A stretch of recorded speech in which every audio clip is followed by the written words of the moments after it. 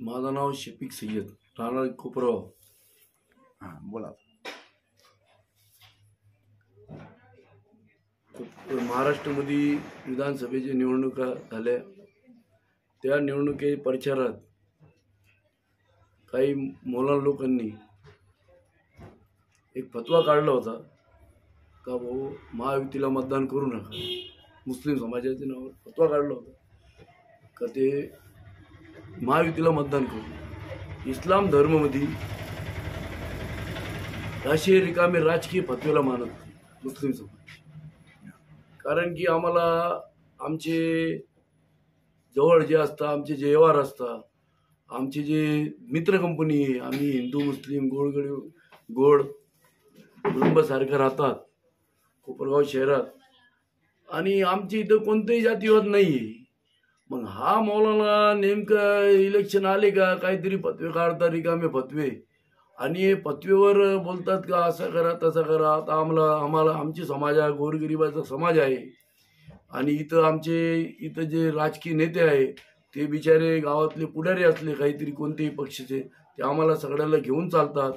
ते आमचे बरोबर राहतात, आमचे दुःख सुख लग्न कार्यालयामध्ये येतात, आणि अशी भावना हे मौलाना लोक काढतात का अशी मतदान करू नका. सर्व पक्षीच लोक आमच्या बरोबर असतात. मग आम्ही त्यांच्याशी वाईटपणा घ्यायचं काय, मौलानाचा ऐकायचा. कोणतेही कुराण शरीफमध्ये असलं का कुठेही असलं काय हदीसमध्ये आहे का कोणत्याही पक्षाला मतदान करू नका. आमच्या समाजामध्ये आमचे पैगंबरने सांगितलेलं आहे का गोडगोळे चांगला राहा, आपल्या देशात चांगला राहा. कोणतेही फतवे जे असते रिकामी फतवे काढतात लोक. आणि आम्हाला इथं जे फॅक्टरी चालू होता लाडकी बहीण, तर लाडकीमध्ये लाखो मुस्लिम समाजाच्या बाईंनी बिचारे आमची बहिणी ते त्यांना पैसे आले. काही दिवसापासून मी म्हटलं ते कोरोना काळात रेशन फुकटमध्ये आला. सगळे मुस्लिम घेतात.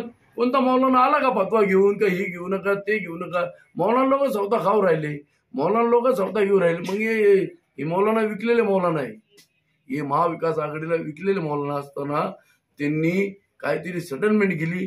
म्हणून आमचे हिंदू बांधवांना आमच्याकडून आम्हाला हिंदू बांधव आम्हाला पाहून थोडा हे होता का हे मुस्लिम समाज फतव्यावर चालता.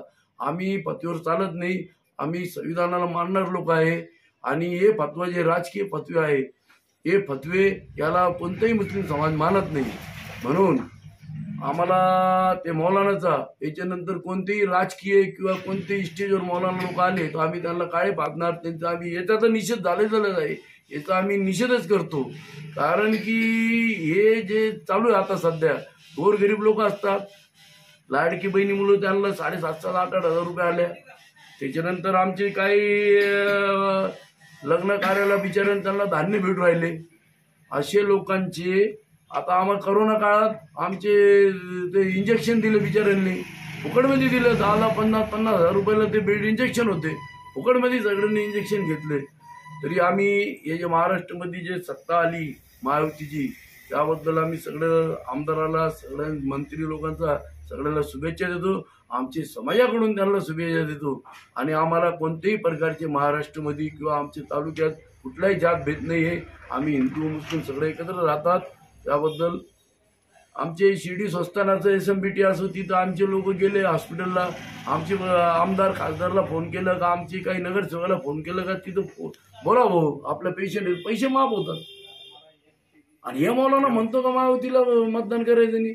हा कुठेतरी विकलेला आहे. म्हणून त्याचा परत एकदा मी निषेध करतो. आणि परत एकदा सांगतो, कोणतंही आलिमुलमानी किंवा कोणतेही धर्म गुरुनी असे आमचे फतवे काढू नये, त्याच्यावर आमचा विश्वास नाही. एवढं सांगून माझी गोष्ट संपत्ती.